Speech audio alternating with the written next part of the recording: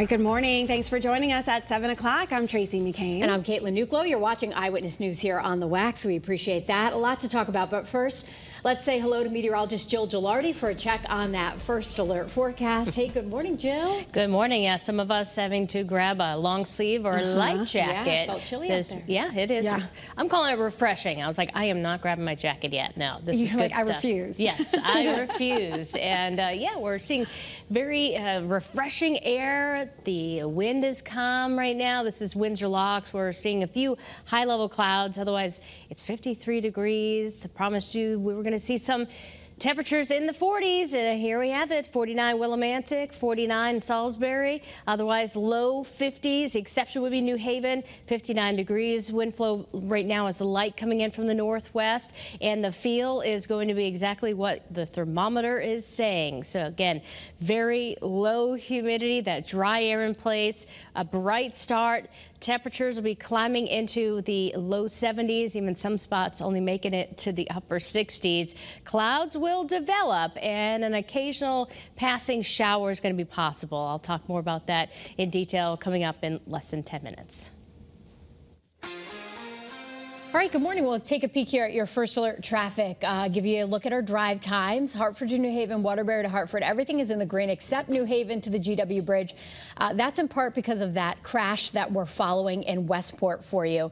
We'll show you that in just a minute. But we want to show you our statewide map. You can see there's still a lot of those local road closures in Seymour and Oxford, even Monroe, because of all that flood damage that we have. So you can get a full list of those local road closures on WFSB.com or the WFSB app, and we'll show you that Westport crash that we're tracking here, 95, right by the Sherwood Island connector.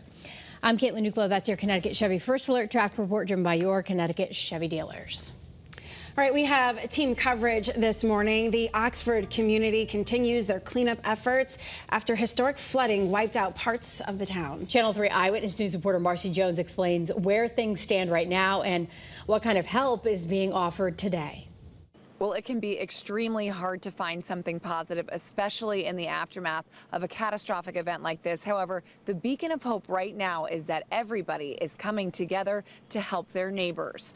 Now, donations are rolling into the Oxford Firehouse for those in need. The chief tells us they're going to get that money to Town Hall, which will be the central drop-off location for anyone wishing to participate. This morning, Team Inc. and the American Red Cross Connecticut will be providing cleanup kits, water, food, and ways to help connect people to assistance and additional referrals and resources that may help in response to the devastating impacts of the floods. Less than 24 hours, we had a first responder and a resident of Oxford in dire straits, and what we were able to do was purchase 2 propane tanks and water and use the funds immediately to get that. And if you wish to donate, we've got a way to do that up on our WFSB app. In Oxford, Marcy Jones, Channel 3 Eyewitness News. All right, no doubt by now you've seen this video of a house collapsing in Oxford. It is absolutely heartbreaking, and the community is rallying around the single mom and son who lived there.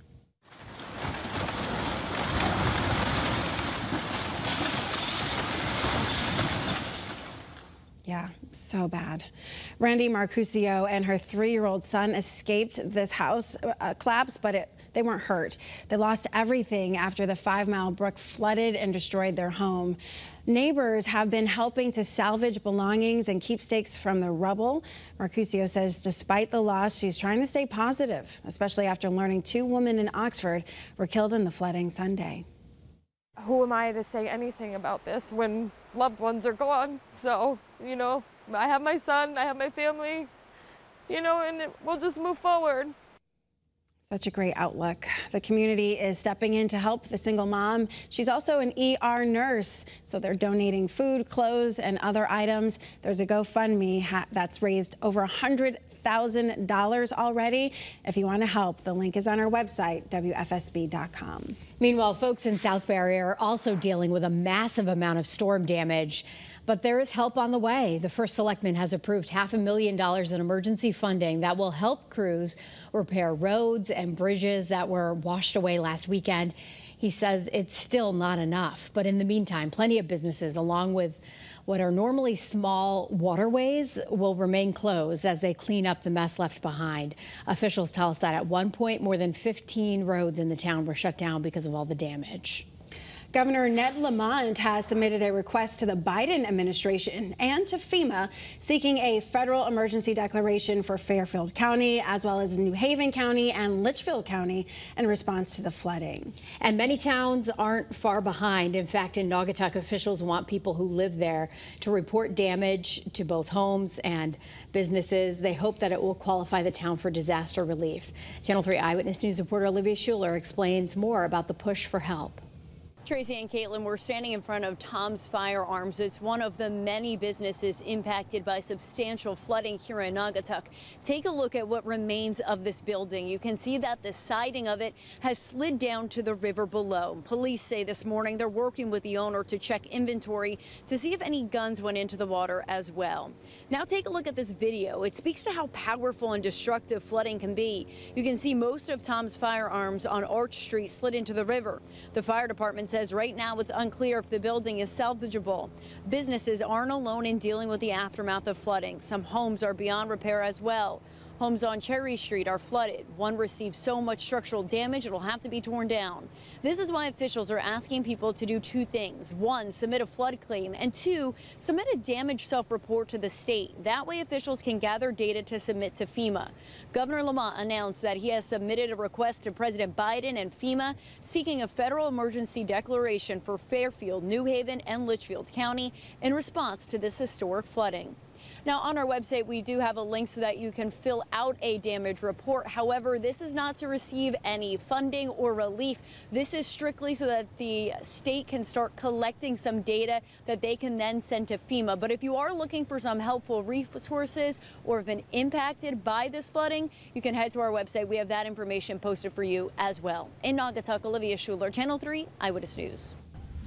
As families impacted by this historic flooding work to pick up the pieces, scammers are also trying to cash in. Yeah, that's always a sad part about stories like these. The Department of Consumer Protection says you need to be aware of people offering low-cost services. The law says home improvement projects must have a contract as well, so make sure you research a contractor and ask for credentials. Experts say you should get contracts in writing detailing all the work that's supposed to be done. If you're hiring a contractor to do any repair work, make sure that they are licensed, make sure that all the proper permits have been pulled if that's necessary. If it's someone that you're unfamiliar with, ask for references, that sort of thing. If there's someone that's going door to door, that's a good sign that it's a scammer. Reputable businesses typically don't do that. You also need to be careful if you're looking to donate, because scammers can sometimes create fake charities. So if you are looking to give, try using something traceable like a check or a credit card, and never give out your personal information. Well, if folks try and clean up after all that heavy rainfall, the weather is cooperating for that. And we're starting off with bright conditions. It is absolutely gorgeous right now. Old Saybrook, man.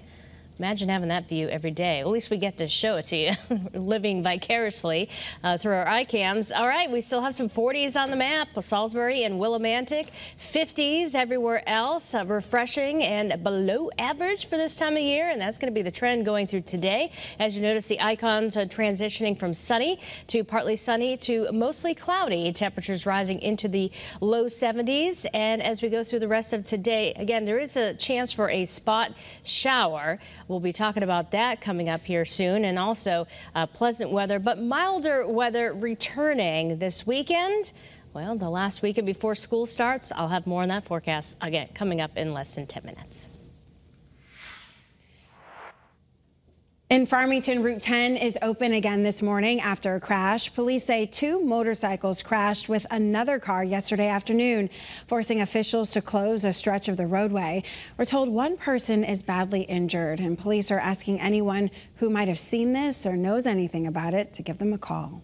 In Plymouth, a little boy is dead after being found unresponsive in a backyard pool. First responders pulled him out of the water at a home on Magnolia Lane yesterday. They did try to resuscitate him. The chief medical examiner's office is now working to figure out the official cause of death.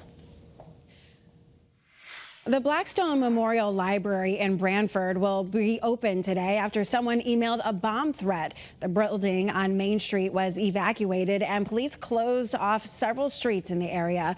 The New Haven Bomb Squad says they didn't find anything to be concerned about in the building, but police are investigating where that threat came from. An update now related to a big police investigation that we told you about in North Haven. The Inspector General's office is investigating after SWAT officers and a suspect exchanged gunfire during a tense standoff yesterday morning on Cloudland Road. Brought this to you as breaking news. This all started late Monday night. Police say a man with guns was having a mental health crisis, barricaded himself inside before eventually surrendering on Tuesday morning. No one was hurt.